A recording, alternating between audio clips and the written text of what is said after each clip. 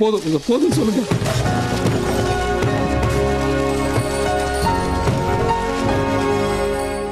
தானா சேர்ந்த கூட்டம் படத்தில் வருமான வரித்துறை அதிகாரி, சிபிஐ என பல வேடங்களில் சென்று பணம் பறிப்பதைப் போல ஹோட்டலில் சென்று ரெய்டு நடத்தி பணம் பறிக்க முயன்ற போலி உணவு பாதுகாப்புத்துறை அதிகாரிகள் தெலங்கானாவில் சிக்கியுள்ளனர்.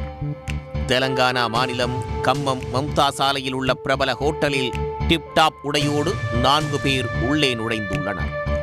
ஹோட்டலில் காலாவதியான இறைச்சி, கலப்பட பொருட்களோடு உணவு தயாரிப்பதாக புகார் வந்ததாகவும், அதனால் ஹைதராபாத்திலிருந்து சிறப்பு உணவு பாதுகாப்பு அதிகாரிகள் நியமிக்கப்பட்டு ஆய்வுக்கு வந்திருப்பதாகவும் ஹோட்டல் உரிமையாளரிடம் கூறியிருக்கின்றனர். மேலும் ஹோட்டலில் உள்ள கிச்சனில் அவர்கள் ஆய்வும் மேற்கொண்டுள்ளனர். பின்னர் கலப்படம், நீண்ட நாள் இறைச்சி உள்ளிட்டவை பயன்படுத்தப்படுவதாகவும் கூறியுள்ளனர். வழக்கு இல்லாமல் செய்ய வேண்டுமென்றால் 2 லட்சம் ரூபாய் பணம் தர வேண்டும் என்று கேட்டுள்ளனர்.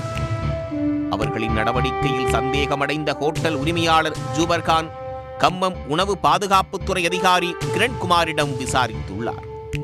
உணவு பாதுகாப்பு அதிகாரிகள் யாரும் மாவட்டத்தில் ஆய்வுக்கு வரவில்லை என்று அவர் தெரிவித்துள்ளார். இதனையடுத்து வந்தவர்கள் அனைவரும் போலி அதிகாரிகள் என்பதை அறிந்து கையும் களவுமாக அவர்களை பிடித்துள்ளனர்.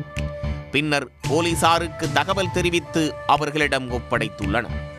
போலீசார் வந்து விசாரித்ததில் பிடிபட்டவர்கள் கொத்தகுடே மாவட்டத்தைச் சேர்ந்த மோகன், ராமசாமி, யுவராஜ் மற்றும் அஜ்மரா யுவராஜ் என்பதும், உணவு பாதுகாப்புத்துறை அதிகாரிகள் பல இடங்களில் சோதனை மேற்கொண்டு வருவதால் அதே போன்று ஹோட்டலில் ஆய்வு செய்து பணம் பறிக்க திட்டமிட்டதாகவும் ஒப்புக்கொண்டனர்.